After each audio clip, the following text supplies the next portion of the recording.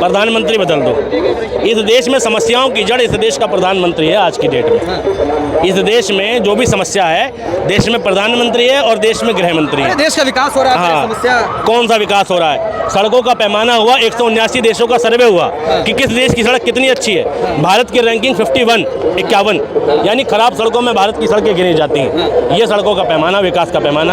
अगर तुम बात करोगे स्कूलों की, तो भाई भारत में बता दो कितने स्कूल खोले हैं सरकार ने, कितने हॉस्पिटल खोले हैं। कोरोना आ जाता है तो ऑक्सीजन खत्म हो जाती है, फिर कहते हैं उसने प्लांट नहीं लगाया, इसने प्लांट नहीं लगाया।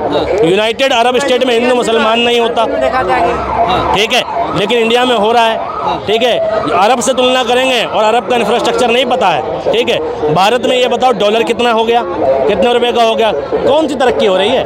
तरक्की इस देश में गिने चुने लोगों की हो रही है, जिसमें गौतम अडानी, मुकेश अंबानी, ये सब लोग हैं। जब तक तुम पिछला तमाशा समझोगे, मैं अगला तमाशा खड़ा कर दूंगा। मोदी जी सीधे सीधे तौर पर ये कहते हैं, औरंगजेब बंद हुआ, वक्फ बोर्ड आ गया। संबल बंद हुआ, औरंगजेब आ गया। बहराइच बंद हुआ तो संबल आ गया। ठीक, अभी वक्फ बोर्ड पर ज़्यादा ड्रामा करोगे, मछली मार्केट तैयार है दिल्ली वाली। क्या है आपको अगर संशोधन नहीं जा रहा तो? मैं बता रहा हूँ, इस देश में एक संशोधन की जरूरत है, वो बदल दो।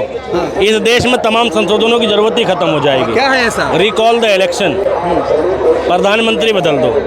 इस देश में समस्याओं की जड़ इस देश का प्रधानमंत्री है। आज की डेट में इस देश में जो भी समस्या है, देश में प्रधानमंत्री है और देश में गृह मंत्री है। देश का विकास हो रहा है। हाँ, समस्या कौन सा विकास हो रहा है? सड़कों का पैमाना हुआ, 179 देशों का सर्वे हुआ कि किस देश की सड़क कितनी अच्छी है। भारत की रैंकिंग 51, यानी खराब सड़कों में भारत की सड़कें गिनी जाती हैं। ये सड़कों का पैमाना, विकास का पैमाना।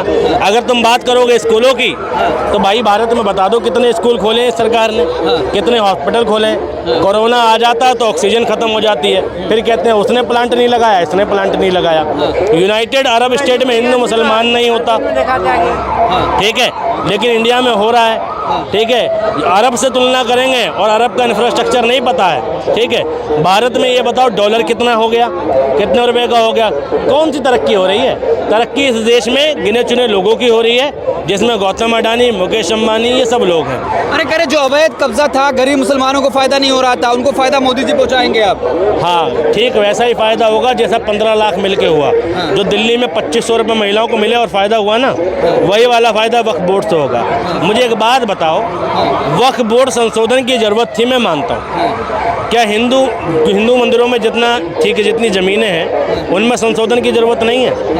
और संशोधन करना ही है तो इसमें न्यायिक प्रक्रिया क्यों नहीं इस्तेमाल हो रही? इसमें देखो बहुत सारे संशोधन अच्छे किए हैं, मैं मानता हूँ, ठीक है, लेकिन इसमें पहले एक संशोधन कि वक्फ बोर्ड में 2 गैर मुस्लिम क्यों डाले जा रहे हैं जी? जब एक वक्फ बोर्ड संपूर्णतः ताकतवर है, इतना ताकतवर है कि भाई वो किसी की भी ज़मीन पर धाबा बोल दे तो कहते हैं तुम मुकदमा नहीं कर सकते।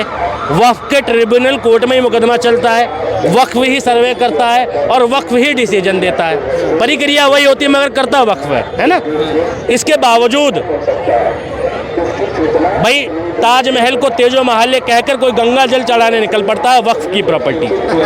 जामा मस्जिद संभल वक्फ की प्रॉपर्टी, हिंदू हरिहर मंदिर बताते हैं। ठीक, काशी ज्ञानवापी मंदिर वक्फ की प्रॉपर्टी, विवाद तैयार। काशी के बाद मथुरा ईदगाह वक्फ की प्रॉपर्टी, विवाद तैयार।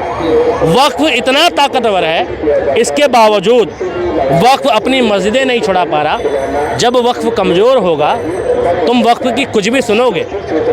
जरा ये सोचने वाली बात है मुसलमानों के लिए। जब वक्फ के पास इतनी असीमित पावर है, मैं मानता हूँ है पावरफुल है वक्फ, लेकिन इतने पावरफुल होने के बाद भी देश भर में जगह जगह मंदिर मस्जिद के विवाद हैं। ख्वाजा गरीब नवाज अजमेर की दरगाह तक पर विवाद। ठीक, इतने ताकतवर होने के बाद जब ये कमज़ोर होगा तो कितने विवाद तैयार हैं, इस बात की परिकल्पना करो। दूसरी बात, वक्फ बोर्ड के पास में 9.60 लाख एकड़ ज़मीन है, 60,000 एकड़, 9.5 लाख एकड़ ज़मीन बताते हैं। और मैंने बांग्लादेश की देखी तो उसमें जो ज़मीन आती है 1.63 लाख वर्ग किलोमीटर।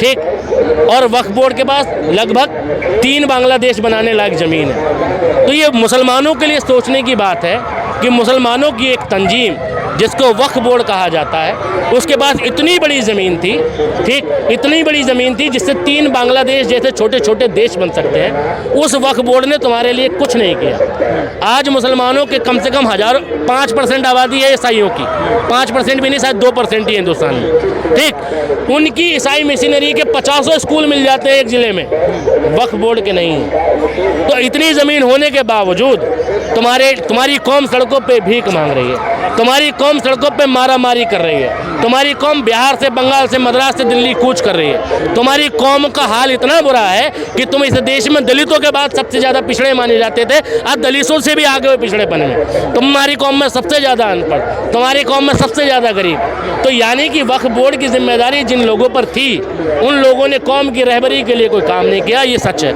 उन लोगों ने भ्रष्टाचार किया, ये भी सच है। वक्फ बोर्ड के जो मुबल्लिक थे, जिनको जिम्मेदारी दी गई, जिसे दूसरी भाषा में मैनेजर कहते हैं, उन्होंने घनघोर भ्रष्टाचार किया, ये भी सच है।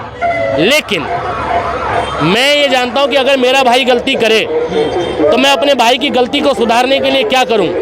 अपने बाप से बोलूं या अपने दुश्मन के पास जाऊं कि अपने मेरे भाई को 2 कोड़े मार? वक्फ बोर्ड में संशोधन ठीक ऐसा ही है कि डाकू पुलिस वालों को समझा रहा है कि चोरों पे कंट्रोल कैसे किया जाए। भाई, जो काम वक्फ बोर्ड के मुबल्लिक कर रहे थे, उस काम को सरकार करना चाहती है, इसलिए वक्फ बोर्ड की जो अधीनता है वो जिला मजिस्ट्रेट को देना चाहती है। भाई एक बात बताओ, संभल का एक पुलिस वाला, जो पुलिस की एडवाइजरी कुछ और कहती है, संविधान कुछ और कहता है, पुलिस वाले की नज़र में हिंदू मुस्लिम कुछ नहीं होता, इसके बावजूद संभल का एक पुलिस वाला नेताओं की जुबान बोलता है, हिंदू मुस्लिम करता है नहीं करता, रात दिन ऐसे बयान देता है जो एक नेता को देने चाहिए। तो इसकी क्या गारंटी है कल को जो मजिस्ट्रेट वक्फ बोर्ड की अध्यक्षता करेगा, जो सर्वा कहलाएगा, वो ऐसी गड़बड़ी नहीं करेगा, वो इसमें हिंदू मुस्लिम का विवाद खड़ा नहीं करेगा। इसलिए इसका विरोध जरूरी है, ठीक है। इसलिए इसमें इसके संशोधन, भाई इसमें ही मजिस्ट्रेट की जगह अगर जज को नियुक्त कर दिया जाता तो कुछ संशोधन की बात होती। और देश में 3 लाख मस्जिदें हैं, 3 लाख मस्जिदें हैं, लेकिन 20 लाख मंदिर हैं। अगर वक्फ बोर्ड के पास 9.60 लाख एकड़ ज़मीन है तो कल्पना करो कि देश में मंदिरों के पास कितनी ज़मीन होगी। और वक्फ बोर्ड पर तो सीधे सीधे डायरेक्टली चंदा भी नहीं आता, इनडायरेक्टली आता है, ठीक है। अलग अलग, मैं नहीं मानता कि चंदा नहीं आता, चंदा बहुत आता है, चंदे का इस्तेमाल ठीक नहीं होता। मंदिरों में कितना चंदा आता है, सरकारें अधीन ले ही बैठी हैं। वक्फ बोर्ड की भी कई प्रॉपर्टी सरकारों के अधीन है, ठीक है, जिसमें अलीगढ़ मुस्लिम यूनिवर्सिटी भी एक नाम है, ठीक है, जामिया भी एक नाम है, ठीक है। इसके अलावा भैया तुम्हारे उत्तराखंड की एक मज़ार है पीरान कलियर, वो भी एक नाम है। और भी बहुत सारी मज़ारें हैं जो वक्फ बोर्ड की अधीन है, लेकिन वो गवर्नमेंट के अधीन भी, कमाई सरकार को भी जाती है, लेकिन इनका इस्तेमाल ठीक नहीं होता। तो अगर ज़रूरत वक्फ बोर्ड के संशोधन की थी तो मंदिरों के पास जो ज़मीन है उनके संशोधन की भी तो इस देश को ज़रूरत है।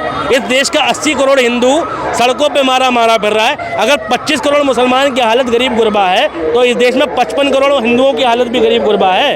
इस देश का 25 करोड़ मुसलमान अगर हॉस्पिटलों में लाइन लगा रहा है तो इस देश का 55-60 करोड़ हिंदू भी हॉस्पिटलों में लाइन लगा रहा है। इस देश में अगर 25 करोड़ मुसलमानों का शोषण हुआ है तो इस देश में 55 करोड़ और 60 करोड़ हिंदुओं का शोषण भी हो रहा है, क्योंकि शोषण का आधार गरीबी है।